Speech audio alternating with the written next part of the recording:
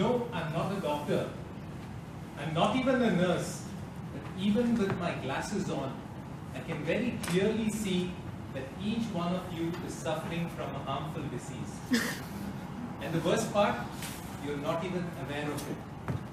Toastmaster of the evening, fellow Toastmasters, guests and friends, it's time now to take a stand. In fact, it is time for you all to please stand up. Can I request you all to stand up?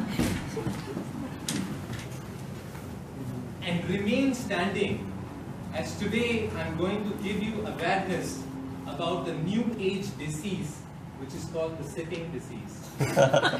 As you might have guessed already, sitting disease is caused due to a sedentary lifestyle wherein we spend most of our time sitting.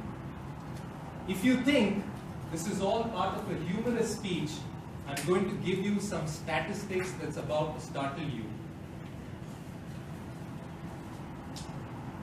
In 2010, American Cancer Society study, which was published in the American Journal of Epidemiology, tracked 123,216 individuals from 1993 to 2006, and they published their results, which were startling.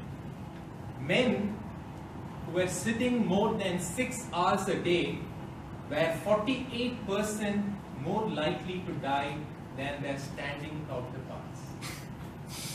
Women who were sitting more than 6 hours a day were 94% more likely to die than women who were sitting less than 3 hours a day and leading a more active lifestyle. My goodness. These statistics made me stand up immediately and do a lot of research about the sitting disease. In fact, Daryl Conant, who is an exercise physiologist and a former US Olympic Committee strength coach, on his blog shares some very interesting information as to why the human body is not built for sitting.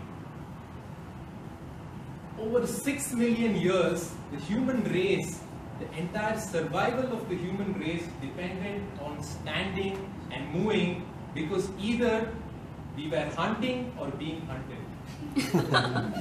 Until the late 20th century, disorders such as lower back problems or postural disorders did not even exist, because human beings were used to a very physical lifestyle, either working in the farms or forests or kitchens.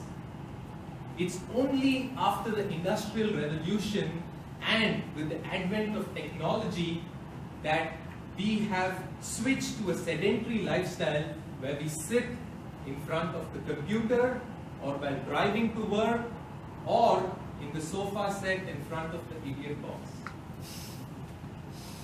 In 2008, Vanderbilt University studied the lifestyle of 6,300 people in the key metros, and their results are: we spend about 55% of our aware time, which is the time when we are not sleeping, we spend it sitting down. This is 7.7 hours in a day sitting. Now you might ask, what's the problem with sitting for such a long time? The American Medical Association says 2 key problems exist. One, our maximus gluteus, which is the muscles of our, is not designed for sitting. It's designed for standing. When you sit down, your glutes, when you sit on your butt, your glutes switch off, and this reduces the supply of oxygen and blood to the lower part of the body, which basically puts a lot of pressure on your hips and your disc, making it more vulnerable to damage. The second big hazard of excessive sitting is the risk of heart disease. Now, the heart is pumped by, the blood is pumped by the arteries of the heart, and when you sit, your primary artery, which is the big femoral artery that pumps blood to the lower half of the body, it slows down. And when this artery slows down, the walls of all your heart arteries weaken, thereby increasing the risk of heart diseases. For people who sit most of the day, the risk of heart attack is about the same as smoking. This is not said by me, but by Dr. Martha Grogan, who's a cardiologist at Mayo Clinic. Friends, I think I have managed to scare you enough.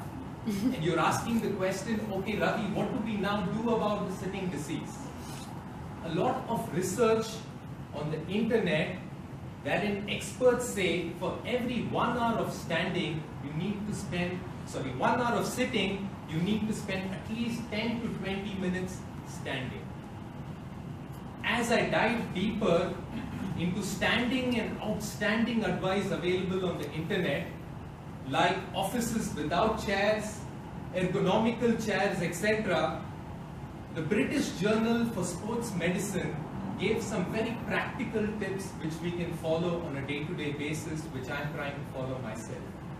Tip number 1, put a timer on your computer which alerts you every 30 minutes or 60 minutes to get up, take a walk, do some stretching, etc. Whenever you get a phone call on your landline, stand up and speak on the phone. If it's on your mobile, walk as you talk. The third tip was to drink a lot of water. And I wondered what's the correlation between water and sitting down, until I tried it out myself and I kept running to the break room every hour.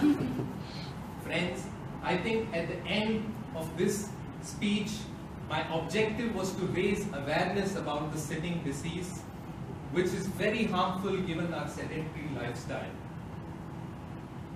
I believe you are all going to take a stand against sitting, not only in our offices, not only in our homes, but also in Toastmaster meetings, where we can have standing meetings.